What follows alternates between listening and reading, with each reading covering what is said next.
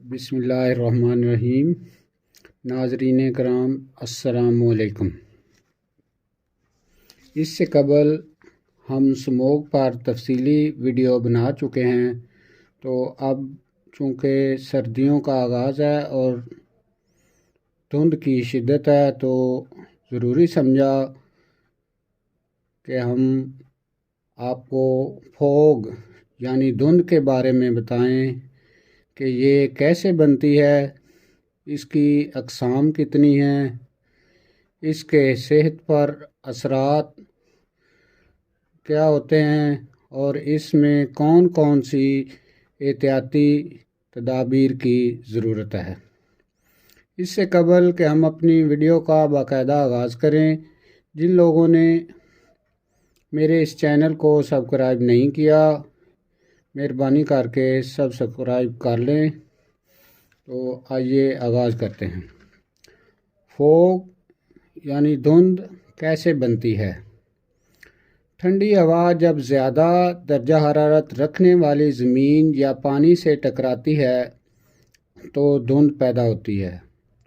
ہوا میں نمی کی مقدار زیادہ ہو اور گرم پانی سے اٹھنے والے آبی بخارات کی تعداد زیادہ ہو تو بھی دھند پیدا ہوتی ہے، یعنی دھند سردیوں میں پیدا ہوتی ہے۔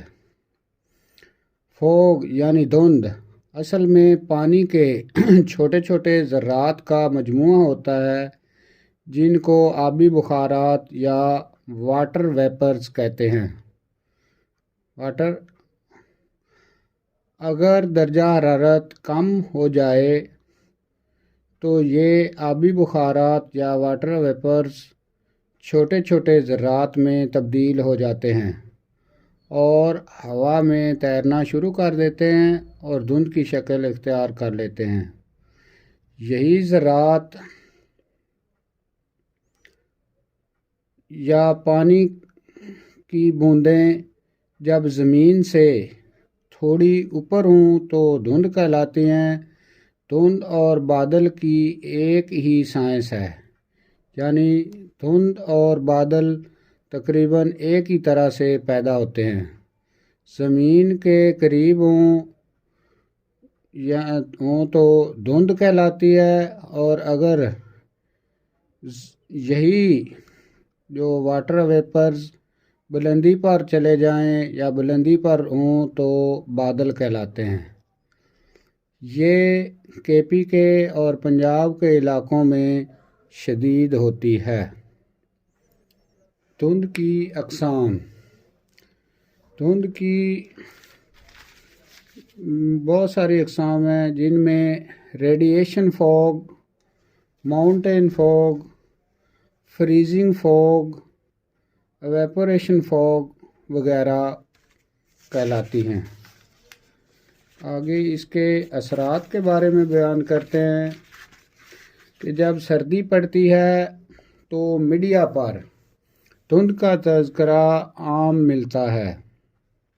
بعض اوقات اتنی شدید ہوتی ہے، بعض اوقات یہ دھند اتنی شدید ہوتی ہے کہ چند میٹر آگے تک کچھ دکھائی نہیں دیتا۔ اس سے سڑک پر حادثات کے امکانات بڑھ جاتے ہیں۔ اس سے اسموگ کی طرح کے خطرناک امراض لاحق نہیں ہوتے، لیکن سردی کی شدت میں اضافہ ہو جاتا ہے۔ بعض اوقات موٹر وے کو بند کر دیا جاتا ہے اور مسافر پروازوں کو معطل کر دیا جاتا ہے۔ سوال یہ پیدا ہوتا ہے کہ ٹھنڈ کی وجہ سے دھند پیدا ہوتی ہے یا دھند کی وجہ سے ٹھنڈ پیدا ہوتی ہے، یعنی ٹھنڈ کی وجہ سے یہ دھند پیدا ہوتی ہے۔ جواب یہ ہے کہ ٹھنڈ کی وجہ سے دھند پیدا ہوتی ہے، جو کہ سردی میں اضافہ کر دیتی ہے، اور یہ سائیکل چلتا رہتا ہے۔ آگے ہم اس کی احتیاطیں بیان کرتے ہیں۔ نمبر 1 پہ ہے غیر ضروری طور پر سفر سے گریز کریں۔ نمبر 2 ہے ڈرائیونگ کی صورت میں پوری توجہ ڈرائیونگ پر مرکوز رکھیں۔ نمبر 3 پہ ہے کہ گاڑی میں اگر ہیٹر وغیرہ چلا ہو تو اس سے سفوکیشن یا اس طرح کے اور مسائل پیدا ہو سکتے ہیں، لہٰذا شیشے کو تھوڑا سا کھول کر رکھیں۔ فوگ آ جائے یعنی یکدم اگر آگے دھند آ جائے تو گاڑی کو ایک دم سے نہ روکیں بلکہ آہستہ آہستہ روکیں۔ نمبر 5 پہ ہے سڑک کے ساتھ گاڑی کو نہ روکیں، یعنی ایک سائڈ پر گاڑی کو کھڑا نہ کریں۔ نمبر 6 کسی پمپ یا سروس ایریا میں گاڑی کو جا کر روکیں۔ 7 نمبر پہ ہے گاڑی ایک دوسرے کے پیچھے یعنی بمپر ٹو بمپر نہ رکھیں۔ 8 پہ ہے گاڑی کے درمیان سیف ڈسٹینس رکھیں۔ 9 نمبر پہ ہے فوگ لائٹس کو آن رکھیں لیکن ان کو ہائی پر نہ رکھیں، کیونکہ ہائی پر رکھنے سے روشنی ریفلیکٹ ہوتی ہے اور اس سے گاڑیوں کے آپس میں ٹکرانے کا خدشہ ہوتا ہے۔ نمبر 10 پہ ہے سڑک پر لگی سائڈ پر جو زرد رنگ کی لائن ہوتی ہے اسی کو فالو کریں تاکہ حادثہ سے بچا جا سکے اور پتہ رہے کہ ہم سڑک کے اوپر ہی جا رہے ہیں، یعنی زرد لائن کو فالو کریں۔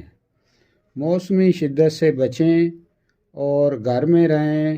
انجوائے کرنے کے لیے سفر کو نہ کریں بلکہ اگر مجبوری ہو تو سفر پر نکلیں۔ والسلام۔